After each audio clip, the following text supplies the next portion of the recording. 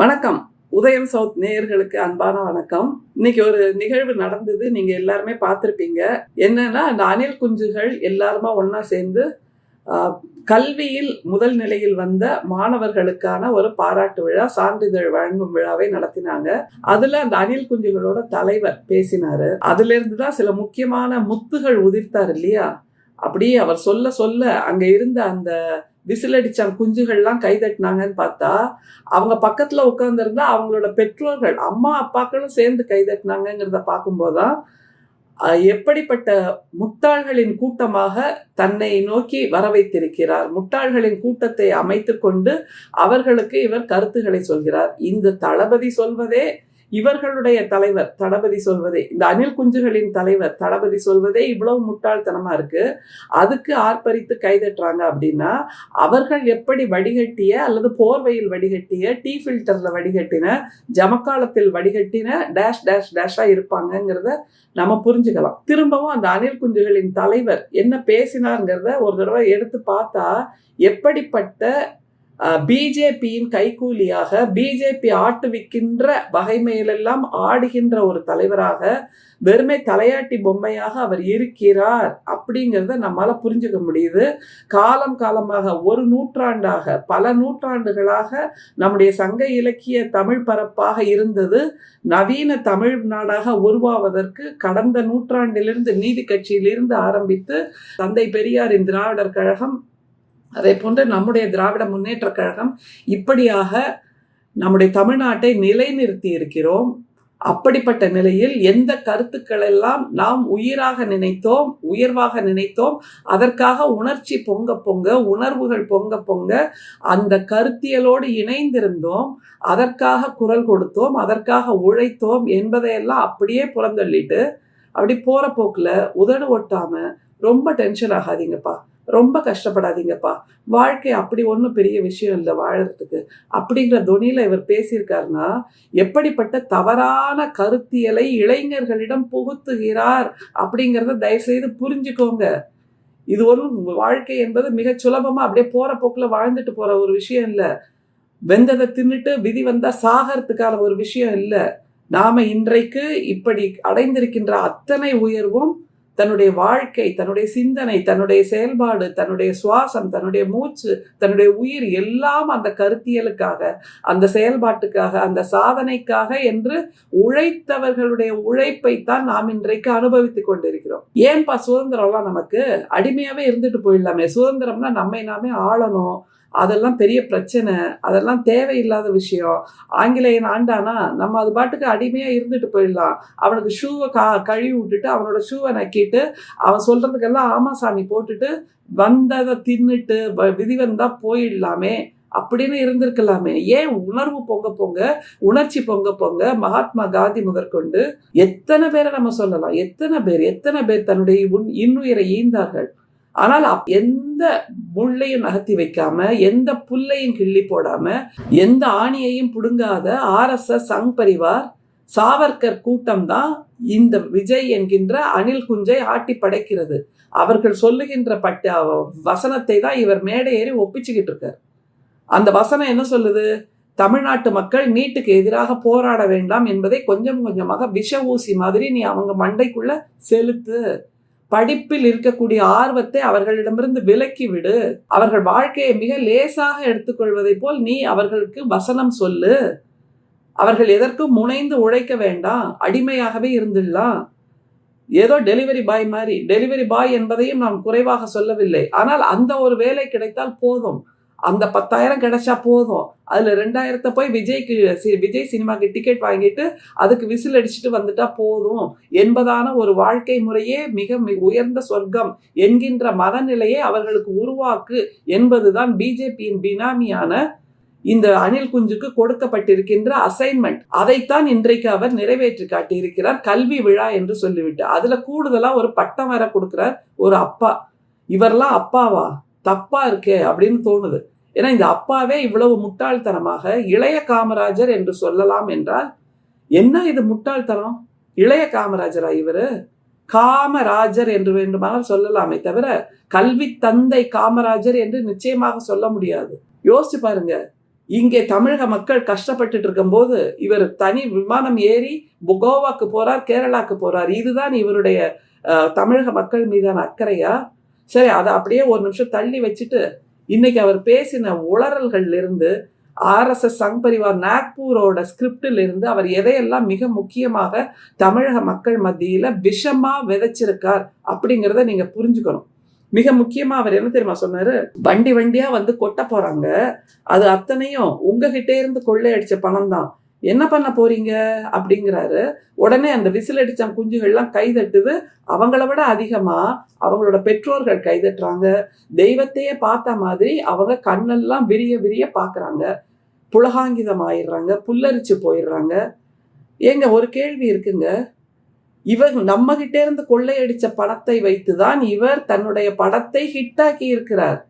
யோசிச்சு பாருங்க, நாம கொண்டு போய் கொட்டியிருக்கோமா இல்லையா? ஒவ்வொரு சினிமா டிக்கெட்டுக்கும் 1000 ரூபாய் 2000 ரூபாய் அப்படின்னு இவர் என்ன குப்பையை நடிச்சாலும், அரைச்சமாவையே அரைச்சாலும், எந்த விதமான உணர்வெழுச்சியும் தராத படங்கள்ல நடிச்சாலும், மசாலா படத்துல மட்டுமே நடிச்சாலும், இந்த சமூகத்துக்கு கருத்தை சொல்கின்ற, இந்த சமூகத்துக்கு நல்ல கருத்துக்களை சொல்லுகின்ற, நல்ல விதமாக உயர்த்தி விடுகின்ற எந்த படத்திலும் நடிக்காவிட்டாலும் கூட இவர் கொடுக்கின்ற அந்த மசாலா குப்பைக்கு, மசாலா சாக்கடைக்கு 1000 ரூபாய் 2000 ரூபாய்னு டிக்கெட் விலை கொடுத்தது யாரு?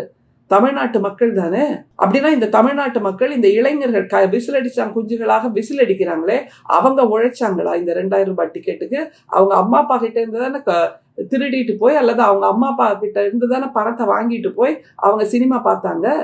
அப்ப நீங்க சொல்ல வேண்டியது தானே, உங்களால் சம்பாதித்து 2000 ரூபாயை டிக்கெட்டாக வாங்க முடியும்னா என் படத்துக்கு வாங்க, உங்க அம்மா அப்பாட்ட இருந்து கொண்டு வராதீங்கன்னு சொல்லியிருக்காரா இவர்? இல்லையே. எந்த திரைப்படம் வெளியானாலும் இவருடையது ஒரே வாரத்தில் பல கோடிகளை ஈட்ட வேண்டும் என்கின்ற ஒற்றை நோக்கத்தில் தானே டிக்கெட் விலை 1000 ரூபாய் 2000 ரூபாய் 3000 ரூபான்னு உயர்த்தி வச்சது. அப்ப ஏதாவது குரல் கொடுத்தாரா இவரு? அப்ப இதுவும் கொள்ளையடித்த பணம் தானே. அந்த கொள்ளையடித்த பணத்தை வீட்டுல வச்சு பூட்டிட்டு இப்போ நீங்க சமூக சேவை செய்ய வர, தமிழ்நாட்டுக்கு சேவை செய்ய வர அப்படின்னு முதல்வர் நாற்காலியே எனக்கு கொடுங்கன்றீங்க. முதல்வர் நாற்காலி இருந்தால்தான் உங்களால் சேவை செய்ய முடியும் என்றால் அது எப்படிப்பட்ட சேவையாக இருந்திருக்க முடியும்? உங்களோட அரிப்புக்கு, உங்களோட வெளிவேஷத்துக்கு, உங்களோட ஜீனாக்கு நீங்க சேவை செய்ய வர்றதா சொல்றீங்க. அது சேவை இல்லை.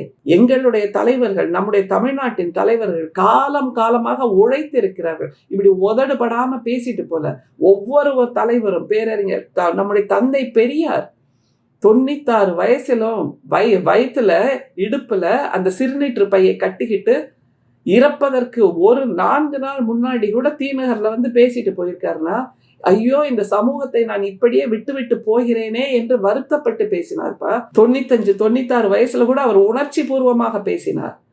அந்த வயசுல கூட சமூகத்தை மாற்ற வேண்டும் என்ற துடிப்போடு பேசினார். ஆனால் இவர் என்ன சொல்றாரு? அப்படியெல்லாம் கஷ்டப்படாதீங்க, மேலோட்டமா வாழ்ந்துட்டு போயிடுங்க அப்படிங்கிறார். ஏன்னா மேலோட்டமா வாழ்பவர்கள் தான் மிகச்சிறந்த அடிமையாக இருப்பார்கள். இவருக்கு அடிமைகள் தேவை.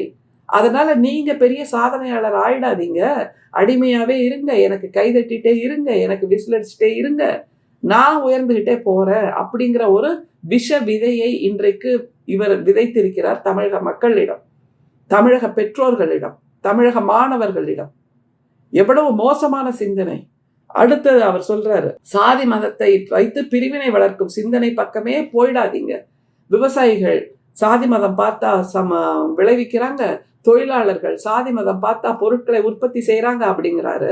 அதைத்தாங்க நாங்களும் சொல்றோம். எங்களோட டயலாக நீங்க அப்படியே காப்பி அடிக்கிறீங்க. நாங்க காப்பிரைட் வாங்கணும் இதுக்கு. நீங்கள் மறைமுகமாக கள்ளத்தனமாக கூட்டணி வைத்திருக்கின்ற பிஜேபி, அவர்கள் இந்த கருத்தை தானே விதைத்துக் கொண்டிருக்கிறார்கள். ஜாதியை பார்த்து, மதத்தை பார்த்து இப்படியாக நம்மிடம் பிரிவினையை உருவாக்கி கொண்டிருக்கிறார்கள். எல்லாருக்கும் எல்லாம் என்கின்ற வகையில் திட்டங்களை தீட்டி காலம் காலமாக கொள்கைகளை வடிவமைத்து அதற்காக சட்டத்திட்டங்களை கொண்டு வந்து இந்த சமூகத்தில் அந்த 3% என்று சொல்லப்படக்கூடிய பார்ப்பனர்களை தவிர, பார்ப்பனர்கள் அடிமையாக்கி வைத்திருந்த வைசியர்கள், சூத்திரர்கள், இப்படியா பஞ்சமர்கள் என்ற வார்த்தையெல்லாம் தடை செய்யப்பட்ட வார்த்தையாக இருக்கிறது. ஆனால் இவர்கள் அத்தனை பேரும் அந்த பார்ப்பனர்கள் அடிமையாக்கி வைத்திருந்ததே இப்படிப்பட்ட சாதியையும் மதத்தையும் பார்த்துதானே. அந்த இழிநிலையிலிருந்து நம்மை மீட்டெடுத்தது யார்? திராவிட முன்னேற்ற கழகம் மட்டும்தான், நம்முடைய தந்தை பெரியார் மட்டும்தான். இதை மறுத்தர முடியுமா? ஆனால் நீங்கள் எல்லோரும் யாருக்காக கும்மி அடிக்கிறீர்கள்? பிஜேபி என்று வந்து கொண்டிருக்கின்ற அந்த சூழ்ச்சிக்காரர்களுக்காக நீங்கள் சேர்ந்து கும்மி அடிக்கிறீர்கள். அவர்களுக்கு நலன் விளைவிப்பதற்காக, நீங்கள் வாக்குகளை பிரிப்பதற்காக இப்போது வந்து களமாடி கொண்டிருக்கிறீர்கள். எவ்வளவு மோசமான சிந்தனை உங்களுடையது என்று எங்களுக்கு நன்றாக தெரியும். நாங்கள் தந்தை பெரியாரால், பேரறிஞர் அண்ணாவால், முத்தமிழறிஞர் கலைஞரால், இப்போது நம்முடைய திராவிட மாடல் முதல்வர் அவரால் அரசியல் வயப்படுத்தப்பட்டிருப்பவர்கள், அரசியல் ஞானம் கொடுக்கப்பட்டிருப்பவர்கள். ஆனால் நீங்கள் சொல்லுகின்ற ஒவ்வொரு வார்த்தைக்கும் பின்னால் இருக்கக்கூடிய விஷமம் என்ன என்பது எங்களுக்கு நன்றாக தெரியும். அடுத்தது மிக முக்கியமா, டெக்னிக்கல் அண்ட் சயின்டிபிக் அப்ரோச்சுடன் திங்க் பண்ணுங்க அப்படிங்கிறீங்க. இப்போ உள்ள ஏஐ காலம்னு சொல்றீங்க. ஆனால் இப்போதான் மிக சமீபத்தில் தான் பிஜேபிக்காரர்கள், பிஜேபி மாநிலத்தின் பிஜேபி தலைவர்கள் எல்லாரும் சொன்னாங்க, சிறுநீரை குடிங்க, மாட்டு சாணத்தை உடம்புல பூசிக்கோங்க. பிரதமரே கூட சொன்னார் இல்லையா, கொரோனா காலத்துல தட்டுங்க, விளக்கு பிடிங்க இப்படின்னு சொன்னவர் தானே. அதை தவிர எத்தனை விதமாக அவர்கள் பிற்போக்குத்தனமாக தேசத்தை கல்வியிலிருந்து விடுவித்து எல்லாரும் குகை மனிதர்களாக மாற வேண்டும் என்கின்ற ஒற்றை நோக்கத்தில் பணியாற்றி கொண்டிருக்கிறார்கள். கல்வியை தமிழ்நாட்டிலிருந்து பிடுங்க வேண்டும், தமிழக மக்களிடமிருந்து கல்வியை இல்லாமல் ஆக்க வேண்டும் என்பதுதானே அவர்களுடைய ஒரே நோக்கமாக இருக்கிறது. அதற்குத்தானே நீங்களும் பூஜா பிடித்துக் கொண்டிருக்கிறீர்கள். மிக முக்கியமா முதல்ல கேட்ட கேள்வி இருக்கு, நீட் மட்டும்தான் உலகமா? என்ன கேள்விப்பா, நீட் மட்டும்தான் உலகமானா இல்ல, யாரும் மறுக்கல. ஆனால் தமிழ்நாட்டிலிருந்து மருத்துவர் கனவோடு மருத்துவர்கள் உருவாகாவிட்டால் என்ன செய்வது? ஒரு லண்டாய் என்கின்ற கவிதை தொகுப்பில் ஒரு கவிதை உண்டு. மேற்கத்திய நாடுகளில், இஸ்லாமிய தேசங்களில் பெண்களை படிக்க வைக்காமல் இருக்கக்கூடிய அந்த சூழ்நிலையில் ஒரு பெண் எழுதுகிறாள், நீங்கள் என்னை படிக்க அனுமதிக்கவில்லை, மருத்துவர் ஆசையை அந்த கனவை நிறைவேற்ற அனுமதிக்கவில்லை, பார்த்து கொண்டே இருங்கள், ஒரு நாள் நீங்கள் நோயாளி ஆவீர்கள், அப்போது மருத்துவம் பார்க்க நான் அங்கே இருக்க மாட்டேன் என்று சொல்கிறார். எப்படிப்பட்ட கனவை நீங்கள் கருக்கி கொண்டிருக்கிறீர்கள்? மருத்துவ கனவு என்பது எப்படி புனிதமானது? அதெல்லாம் வேண்டாம்பா, விட்டுரு. நீ வெறுமே செருப்பு தைக்க படிச்சுக்கோ, இல்ல பக்கோடா போட கத்துக்கோ, இல்ல பானிபூரி விற்க கத்துக்கோ, அது போதும். நீ கஷ்டப்பட்டெல்லாம் நீட் எக்ஸாம் படிக்காத, கஷ்டப்பட்டெல்லாம் மருத்துவர் ஆகாத, அந்த கனவே காணாத. பெற்றோர்களே, உங்கள் குழந்தைகள் மீது இந்த கனவை திணிக்காதீர்கள், இந்த அழுத்தத்தை கொடுக்காதீர்கள். என்னப்பா பேச்சு இது? இதுக்கு இந்த விசிலடிச்சான் குஞ்சுகள் கைதட்டுறாங்க. அவங்க கைதட்டுறதை விட அதிகமா அவங்க பெற்றோர்கள் கைதட்டுறாங்க. இந்தியாவில் தமிழ்நாட்டிலிருந்து தான் முத்துலட்சுமி ரெட்டி என்ற முதல் மருத்துவ பெண்மணி, முதல் பெண் மருத்துவர் உருவானார் என்கின்ற சாதனையை செய்தது தமிழ்நாடு. நம்முடைய திராவிட முன்னேற்ற கழகம், திராவிடர் கழகம், இதை சார்ந்தவர்கள் தான் இந்த சாதனையை செய்திருக்கிறார்கள். டாக்டர் முத்துலட்சுமி ரெட்டி மாதிரி எத்தனை சாதனையாளர்களை இந்த தமிழ்நாடு பார்த்திருக்கிறது, எத்தனை பெண் போலீஸ் அதிகாரிகளை இந்த தமிழ்நாடு பார்த்திருக்கிறது, எத்தனை பெண் படைப்பாளர்கள் தமிழ்நாட்டிலிருந்து உருவாகி இருக்கிறார்கள். இவங்க எல்லாருமே தன்னுடைய வாழ்க்கையின் நோக்கமாக, லட்சியமாக தன்னுடைய கனவை வைத்திருந்தவர்கள், அந்த கனவை நிறைவேற்றி காட்டியவர்கள், அதற்காகவே உழைத்தவர்கள். நீட் கனவை நிறைவேற்றிக் கொள்ள என்ன தகுதிப்படுத்திக் கொள்ள முடியுமோ அதை செய்யுங்கள், அல்லது அதை போன்ற கனவுகளை வளர்த்து கொள்ளுங்கள்னு சொல்லணுமே தவிர, நீட் தேர்வில் ஒரு முறை தேர்வு செய்ய முடியாவிட்டால், வெற்றி அடைய முடியாவிட்டால் மனம் தளர்ந்து விடாதீர்கள் என்று சொல்ல வேண்டும். மனம் தளராமல் விடாமுயற்சியோடு இயங்குங்கள் என்று சொல்ல வேண்டும். அதனால் நீட் கனவே வச்சுக்காதீங்க, அது மட்டுமே வாழ்க்கை இல்லை என்று சொல்வது ஒரு குழியை வெட்டி அதற்குள் உங்களை எல்லாம் போட்டு மண்ணை போட்டு மூடிட்டு அதுக்கு மேல ஒரு சிம்மாசனத்தை போட்டு நான் முதல்வரா உட்காரணும், அதுக்கு உங்களுடைய கல்லறை தான் எனக்கான சிம்மாசனம் என்று ஒருவர் வந்து மேடை ஏறி நின்று சொல்லி கொண்டிருக்கிறார். அதற்கு அங்கே வந்திருக்கின்ற இளைஞர்களும் அந்த இளைஞர்களின் பெற்றோர்களும் கைதட்டி ஆர்ப்பரிக்கிறீர்கள் என்றால் எப்படிப்பட்ட மூளை செலவையை அவர் இந்த நிலையிலேயே உங்களுக்கு செய்து கொண்டிருக்கிறார் என்பதை புரிந்து கொள்ள முடிகிறது.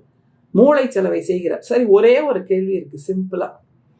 என்ன கேள்வினா, இந்த நடிகர், எனக்கு நடிக்கிறதுக்கு கனவெல்லாம், ஹீரோவா நடிக்கிறதுக்கெல்லாம் கனவு இல்லை, வெறுமே அந்த மற்றும் பலர்னு போடுவாங்கல்ல கூட்டத்துல, 100 பேர் இருக்கக்கூடிய கூட்டத்துல ஒருத்தனா நான் வந்து நின்றுட்டு போயிடுறேன், அன்னைக்கு கிடைக்கக்கூடிய சோறு, அன்னைக்கு கிடைக்கக்கூடிய டீ காஃபி, அந்த சாயங்காலம் ஆச்சுன்னா ப்ரொடக்ஷன் மேனேஜர் வந்து எல்லார்ட்டையும் 500 ரூபாயோ 200 ரூபாயோ கொடுப்பார், அது மட்டும் போதுங்க எனக்கு அப்படின்ற நினைவோடு கனவோடு இருந்தாரா? வாழ்க்கையை லேசா எடுத்துக்கிட்டா போதும், கஷ்டப்படுறதுக்கெல்லாம் ஒன்றும் இல்லைங்க வாழ்க்கையில. இந்த மாதிரி மற்றும் பலர் என்பதாக எக்ஸ்ட்ரா நடிகராக கூட்டத்தில் ஒருவனாக நான் இருந்து விட்டு போயிடுறேன் அப்படின்னு நினைச்சாரா?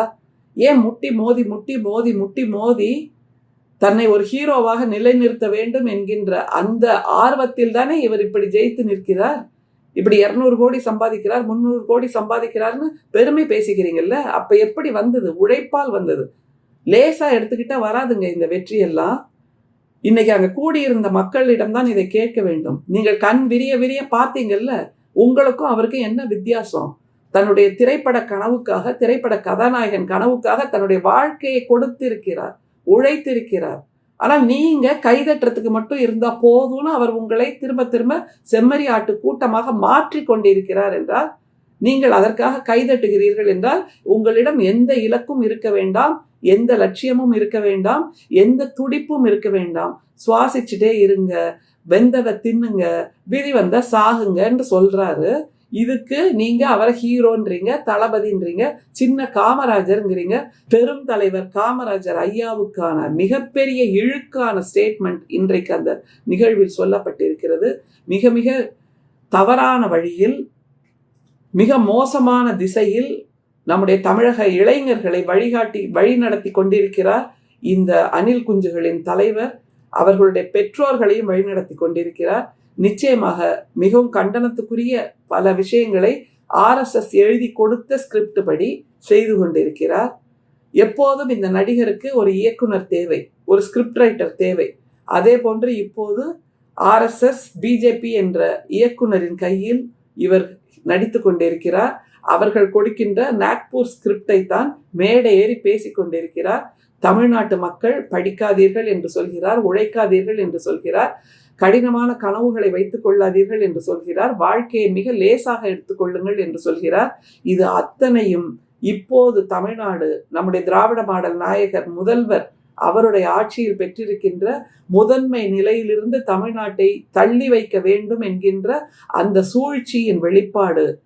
குருஷேத்திர போரில் பஞ்ச பாண்டவர்களை எதிர்த்து அந்த கௌரவர்கள் போரிடுகிறார்கள், சூழ்ச்சியாக தாயம் விளையாடுகிறார்கள். அந்த சூழ்ச்சியைத்தான் இப்போது பிஜேபியும் RSS சங் பரிவாரும் தமிழ்நாட்டு அரசியலோடு செய்து கொண்டிருக்கிறது. நிச்சயமாக பாண்டவர்களாகிய நாம் ஜெயிப்போம், அது உறுதி. அதற்காக நம்முடைய தமிழ்நாட்டு முதல்வர் உழைத்து கொண்டிருக்கிறார்.